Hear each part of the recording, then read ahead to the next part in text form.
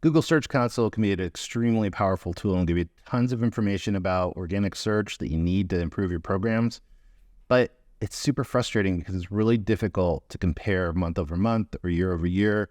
We're going to show you how to do that quickly and easily without spending a lot of money on big SEO tools. Let's take a look.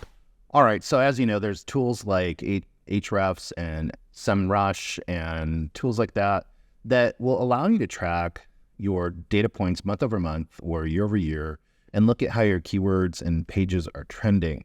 Now, the problem with those tools is that they're extremely expensive. You're going to be paying hundreds of dollars a month to get that information. And for smaller sites or for small and medium-sized businesses that don't want to spend that money, that, it's a deal breaker. The other thing is that some of that data is just not that accurate. So, most of the data is using various calculations, but you don't know how accurate the positioning data is, the click data, that type of stuff. Now, in looking at numerous clients' data over the years and comparing it to those tools, I can tell you that it's way off. It's only about 20 to 30% accurate. The larger the site, the more accurate it tends to be, but it's really directional information. It should not be used as, hey, we're getting 1,000 visits. It's not analytics data. It's not saying this keyword is getting specifically this amount of clicks, because it's not always accurate. Now, Google Search Console is more accurate, but is also an average. So just to keep that in mind, it's also not, accounting data. That's not going to be the exact number of people that are actually coming to your site. So that said, we're going to look at, ways to do this on the cheap that you don't have to depend on expensive tools. So if you take a look at Google Search Console here, we're in the Performance tab, and we can see the impressions and clicks, and we could even pull in average position if we wanted to for a given period of time. So we have this set to the last 3 months, and so we can see the various queries and that type of thing that are driving traffic for this site. But you can see it's not that easy to do a comparison other than a trend line. There's no percent change or anything like that in here. Now, one thing you could do is adjust the months. You could actually absolutely go in here and, say, let's look at November data. And I can come in here and set that, apply it. Now I have November data for queries and pages and that kind of thing, and I can export that. So I can go up here, export that into a CSV. Then I could come in and look at October, do the same thing, export that, then in Excel or Google Sheets, tie that information together. I'd have to compare keywords. I'd have to align pages. It's a lot of work in Excel to get those data points to match and line up, and then compare the changes in numbers. So you could spend a lot of time in Excel or Google Sheets doing that. But fortunately, thank you to this gentleman, whose link we'll put into the our description. I believe you pronounce his name Thies. I'm probably butchering that, but Thies Van Hal created a great plugin for Chrome, and so we'll also include the link to this. But if you install this link in Chrome, what you can do now is go in and look at, say we're in our regular report, we can pull his very cool extension in here. And now we can choose what we want to see. So we can look at last month compared to the previous month, or last month compared to the previous year.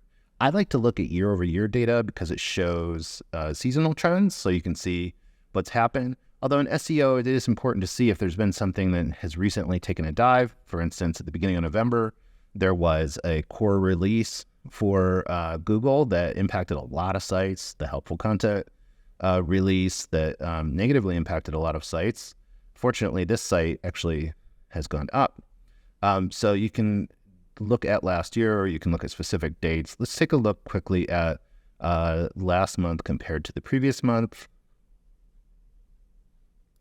And there you go. So now we have a comparison of those months, so you can see it by keyword. and impressions, and it will show you the difference between them. It doesn't show a percent change, but obviously you could calculate that in Excel. And then it gives you the high level changes up here. So you can actually see, like, this is the volume of change year over year. Now, what's really nice is that you can export this, and it will export this data from the past so that you can get this into a spreadsheet very easily to manipulate.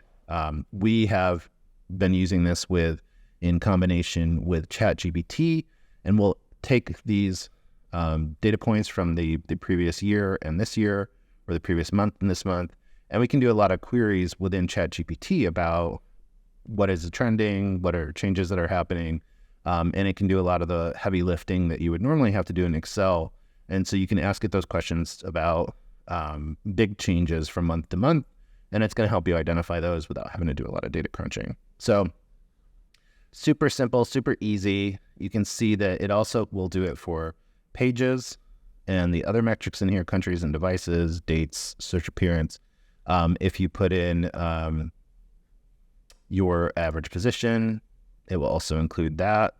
And so you can see your changes there and whether those are going up or dropping, and it's super easy. So free plugin that will make your job a lot easier when comparing this data.